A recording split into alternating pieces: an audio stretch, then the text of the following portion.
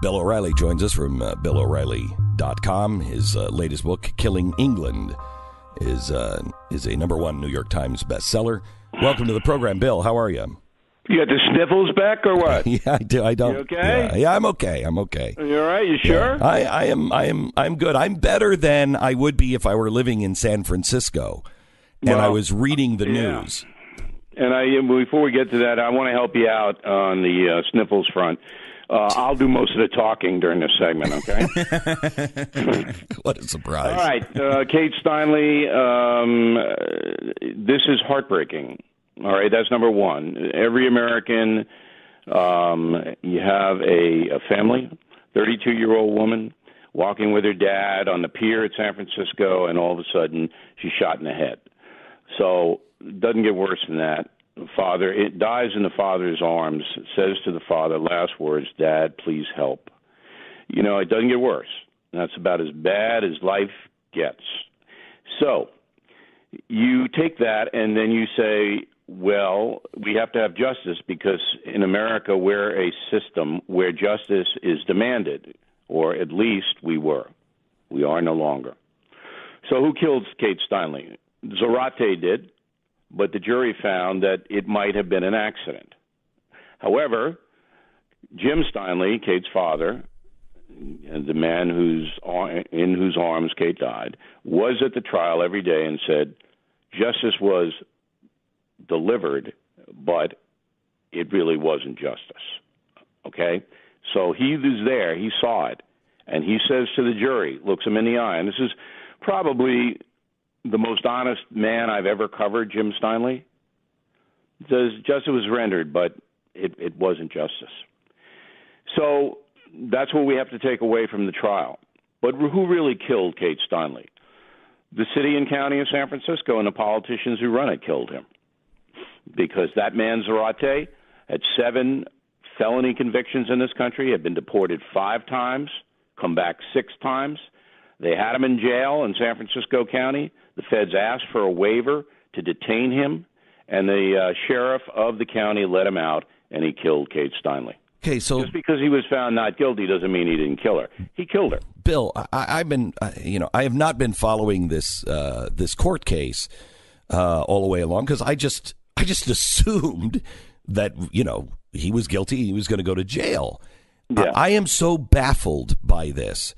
First of all, Zarate said he just found the gun and picked it up and it went off. Just found it. Right. So if that is true, 2 things. One, if that happened to you or me, it would be involuntary manslaughter. Okay? Of course, and that's what it was. Look, the gun was stolen from a car belonging to a California agent who works in the parks system. It was stolen from the car. All right? He winds up with the gun.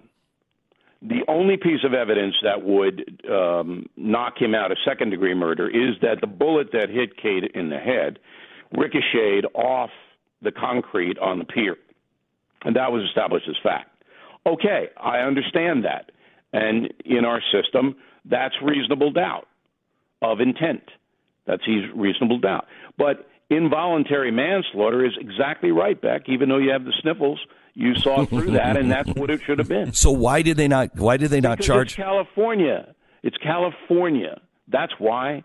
If this had been in Texas, where you are right now, that guy probably would have been convicted of second degree.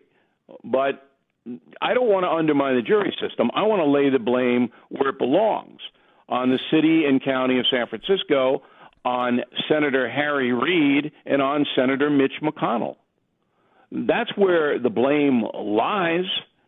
I mean, these poor people, and they weren't even told, by the way. The jury was not even told about Zarate's deportations, his felony convictions, his nationality. They weren't told about it because it didn't pertain directly to the crime. Have you ever been in a jury where it was life or death kind of stuff? Have you ever been in a jury like this? No, I covered them, but I've never been sitting. So I was seated in one, and it still haunts me. It still haunts me because we made a decision that once we found out all of the information afterwards, we were like, we would have never done that. No, that takes away all doubt. All the it takes away that was all excluded. Doubt. Right. And the judge came in because we asked him. We said, after we delivered the verdict, we said, could we talk to you? And he came in and he said, do you really want to know? We said, yeah. And he said, well, first of all, let me say this. I can sentence him that will put him away for a long time. But he told us, that he was wearing, at one point he was wearing sneakers of a woman that had a woman's blood on them after he had beaten her. And he wore them in the trial and no one knew about it. We didn't know about it. We didn't know that he had done this before. And it's crazy. I feel bad for this jury. But when you step back in our system of justice, which is evaporating quickly here, we give every opportunity for the accused to have a so-called fair trial. Yes. So that's why the evidence that's not directly involved in the crime is excluded in some cases. I wouldn't have a problem with that if it would have been involuntary manslaughter. Is there any doubt in your mind if Bill O'Reilly were down on that and you found a gun and it just went off in your hands and it ricocheted and it killed an illegal immigrant or just an immigrant or just a person of color? Is there any doubt in your mind that you would have at least gotten involuntary manslaughter? But it gets worse, Beck. The guy throws the gun in the bay. If it were an accident, if it were just a tragic thing, he would have rushed to Kate and try to help her along with her father and say, oh, I'm so sorry. Look what happened. He didn't do that. Threw the gun in the bay and split and ran away. So, look, it's a California jury. O.J. Simpson, we all know what this is out there. But, and Jim Steinle, what he said was just, when I read it, I can't imagine a man's pain. I really just can't. But we have to deal with the bigger issue, and the sanctuary city stuff is insane. And Harry Reid, they could have passed Kate's law, and you remember that I was behind Kate's law. I know. And that, just to boil it down, is any convicted criminal, foreign national who's deported, comes back, goes to prison immediately, goes to prison. That's Kate's law. Very simple. Mandatory sentencing. You're deported for a crime. You come back. You're in federal prison. Harry Reid killed that bill because he didn't want to demonize immigrants. All right, and Mitch McConnell, the Republican, when the Republicans, GOP, regained control of the Senate, he wouldn't put it up for a vote, standalone vote. He wouldn't do it. So these politicians are just as responsible as anybody for this ongoing horror that we've had to witness. Because this specific case, Bill, obviously the verdict is very important to the family and the people involved in it. Yeah, but the larger societal impact here is whether this guy shot Kate intentionally, whether he did it by mistake, whether he dropped a banana peel on the sidewalk and she slipped and died. The point is he couldn't have done any of those things if he wasn't here, and he should not have been here. And Kate's law could prevent those things. And going forward, we still don't have case law. Yeah. We still don't have it. A president has called for it. I lined up all the votes. There were enough votes to get it done. The House is easy. I lined them up myself. All right? And McConnell wouldn't put it up. So what kind of guy is this? Really, what kind of people are these? So going forward, we can have Kate Steinle today or tomorrow. Because there are people, criminal aliens, who have been deported coming back because if they round them up, there's no mandatory sentence for them. Now, I've asked on BillO'Reilly.com, I'm demanding, I'm not asking, that Attorney General Sessions immediately put forth federal charges against Zarate for his 5 deportation defiances. They can wrap him up in prison for 20 years if they charge him on immigration law. So Sessions says he's going to do it. He better do it. I mean, people ought to get angry about this thing. Bill, what message do you think this sends to San Francisco, to illegals? What does this send? They don't care. We sent guys out, reporters out to San Francisco immediately after this happened, and every single city council member go, "Oh, you're demonizing immigrants, O'Reilly. Oh, they don't care. They don't. They're zombies, Beck. These are zombie people, all right? They can't step back and say that there should be fairness and justice and laws should be upheld. The governor of the state, Jerry Brown, he's very content to have the whole state a sanctuary state. You know, it is so. So I'm not asking about them. I know they're zombies. I'm asking you, what message does this send to illegals that are already here, to criminals? Well, they know they're safe there. They know they're safe in California. This is beyond safe. This is beyond safe. They know. This is beyond safe. This is almost a license to kill. Well, look, you've got a system that is broken, and who's going to fix it? Who's going to fix it? I mean, I don't see, Cruz, Grassley, those two senators. They've been champions on this, but where are the others? Where are all the others? You know, it makes me sick. I really, feel that this country is in desperate trouble right now. Bill O'Reilly from BillO'Reilly.com and his new book, Killing England. We'll continue our conversation with him coming up in just a second.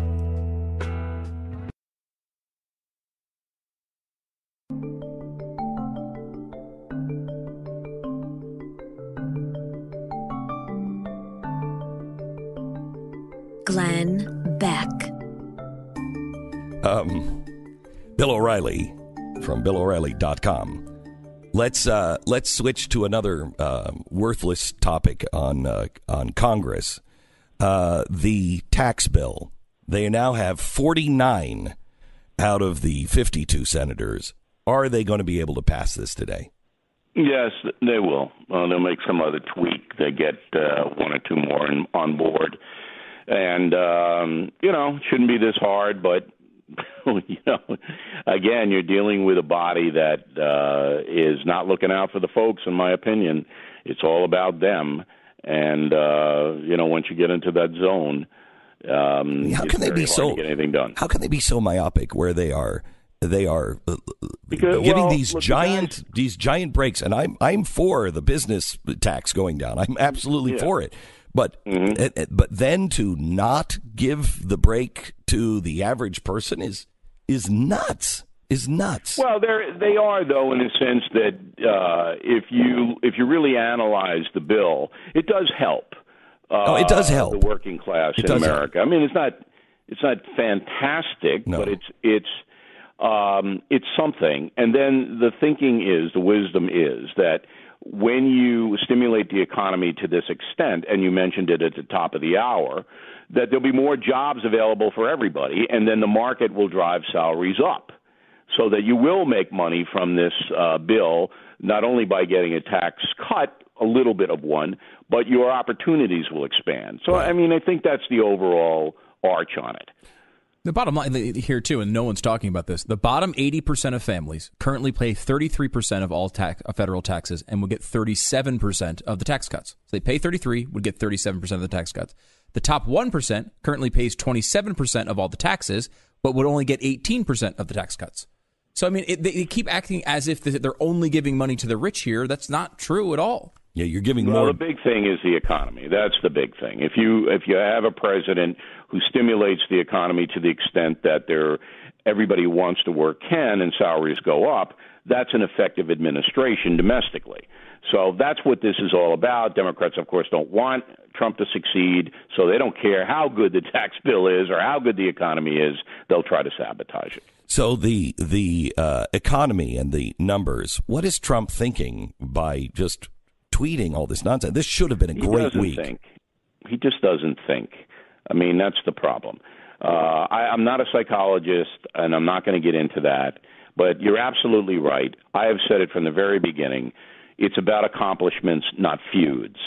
Once in a while you can use a feud for a political advantage, and people will enjoy that, but not every day.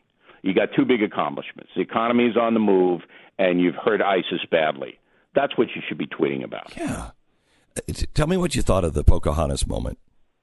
It's not a racial slur. It was inappropriate. The guys, the Navajos in the White House didn't even know what he was talking about. I know. You see their faces. You're going, what did Pocahontas do that we were not aware of? I know. Let's go back to Jamestown. What did she do? But again, it's a stream of consciousness with our president. I mean, whatever pops into his mind, he says, because that's what rich guys do, Beck, and you know that. You're a rich guy. Whatever pops into your mind, you say. Right. That's what happens. Right. I was saying that when I was broke.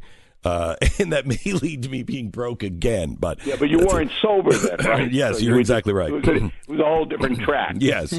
All right. When we come back, we're going to talk about Michael Flynn, who has just been charged by the FBI with lying to the FBI. What does this mean to the Trump administration? Coming up.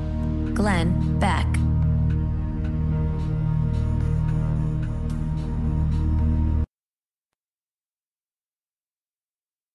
You're listening to the Glenn Beck Program. We're with Bill O'Reilly from BillO'Reilly.com. We got news this morning that the former National Security Advisor for Donald Trump, Michael Flynn, has pleaded guilty today to willfully and knowingly making false, fictitious, and fraudulent statements to the FBI about conversations with Russia's ambassador. The White House respondent said this was expected. Trump fired him for lying to Vice President Mike Pence. Of course, he lied to the FBI as well. Bill, what does this mean? I don't think it means very much. I mean, it means that CNN and MSNBC will have a full roster of hysteria. But, Flynn was a guy who had a very nebulous, word of the day, nebulous association with Turkey and Russia, made money representing various things that they were doing. And apparently the inside story here, Beck, though, and that's why you have me on every week, is that apparently they made a deal with Flynn to plead guilty to lying to the FBI if they'd leave his son alone. The son did work with the father. The younger Flynn was in kind of jeopardy, but I think the deal is, let the boy go and I'll plead guilty. I think that's what happened. So does this move the case into the White House at all? No, because the White House did bail from Flynn fairly early because he did, as you pointed out, mislead Pence. So I don't think, unless Flynn's got some information and nobody could possibly know that, that connects the president with Russia directly, it's probably going to die out fast. Bill, switching gears a little bit here, I did come across a little piece of an interview with you that I found to be interesting this week. As you may have seen and remembered, the Matt Lauer interview with you has been making the rounds quite a bit. And I'm wondering, have you offered an interview for him on your show? Nah, everybody is caught up in the mass hysteria of all of these accusations. But I come back to the very simple thing, and what Americans should want is justice.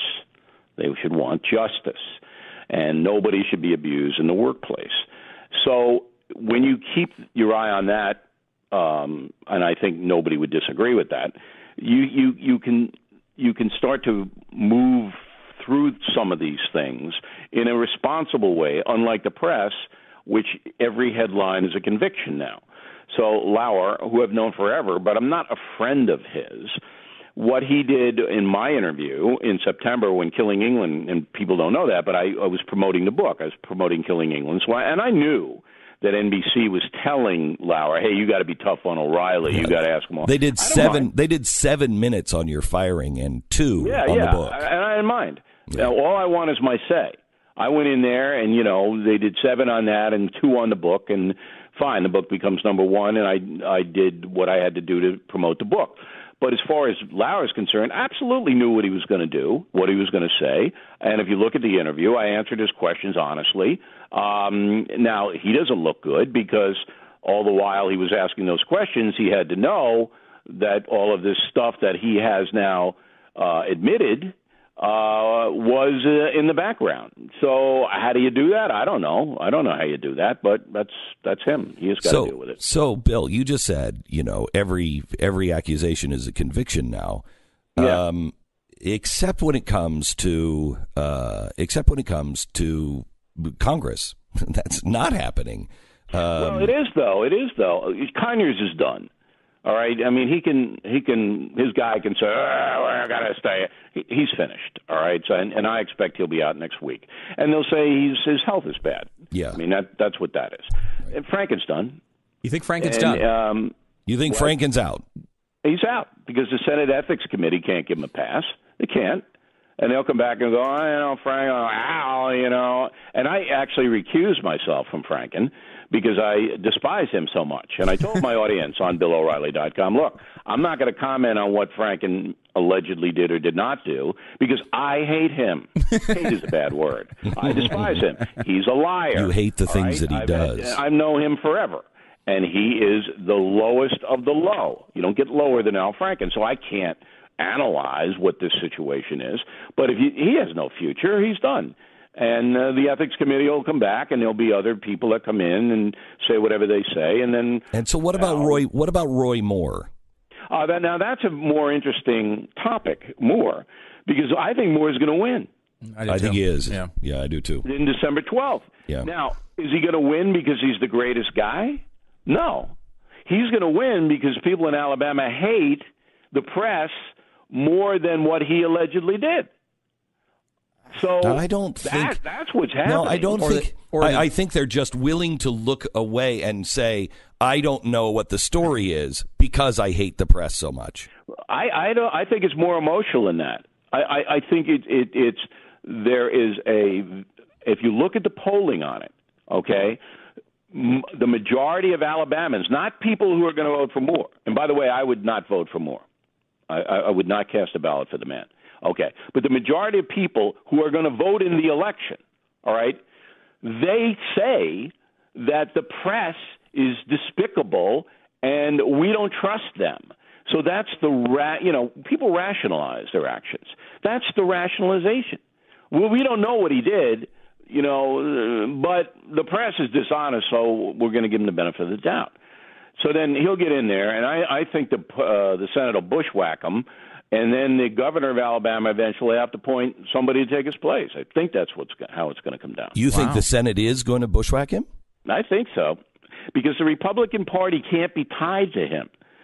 You see, they can't be tied to Roy Moore, and that's what the Democrats will do next year in 2018. But we're already tied look at the Republican Party. Look at this. We're already tied to Donald Trump, and if you believe the press reports, sources in the White House say that he's now saying that Access Hollywood, that Access Hollywood tape was fraudulent.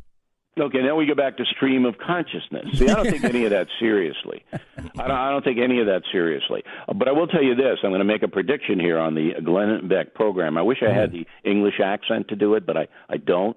After this tax reform thing gets passed, the press is going to then pivot into attacking Trump on the women accusations. That's going to be the next thing, because they can't go into 2018 with a roaring economy, all right, and a pretty good accomplishment on Trump's resume.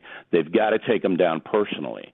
So you're going to see hysteria develop coming up, and that's what's going to happen. So how do we, because I think we're sending, and I don't know what message we're sending, and I've struggled with this. I mean, Bill, you and I have talked about this off the air with your situation, and I mean, I've pressed you up against the wall and said, I don't want to defend a bad guy. Tell me the situation, and I've had to make tough choices in my own life, here. But I think we're all doing this throughout, and I don't know what message we're sending. But I do believe the stories about Donald Trump, and I do believe he has that kind of attitude. So what is this? What by saying, the president's off limits, or, Al Franken is off limits, or whatever, what does this mean to us in 20 years? Because I think we're here because we said character didn't matter in the 90s. Well, look, I know where you're coming from on this, but I think you've got to be careful. I know of a tape, an audio tape, that I hope becomes public very soon, because there are at least 3 crimes on the tape, that an anti-Trump person is offering money to someone to allege stuff against Donald Trump. That tape exists, all right? And you got to be careful about this kind of stuff, because there are black ops, what they call in the CIA, going on to ruin people that George Soros, Media Matters, Color of Change don't like. You know that. You know it. Don't discount that. Don't discount it. Well, so that's why I think think did not do. I think right? But I do know the American people elected him, and so. But I know what's coming. I do know what's coming.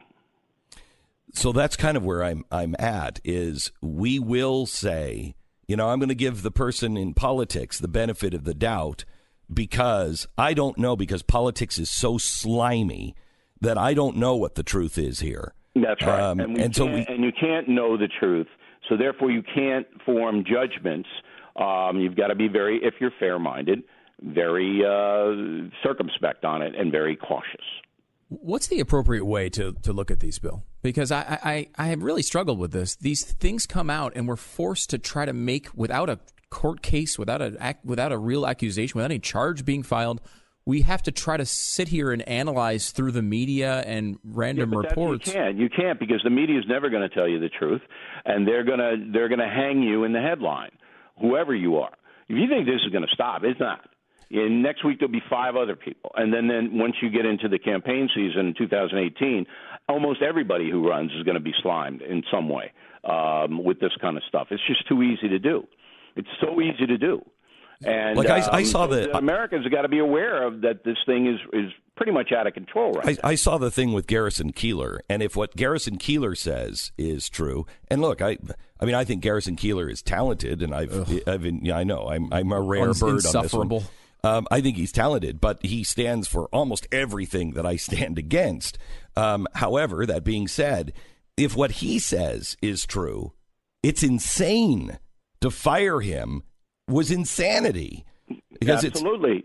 So, look, I'm not going to get into my situation, but I've told you and I've told everybody in this country I mistreated no one, okay? And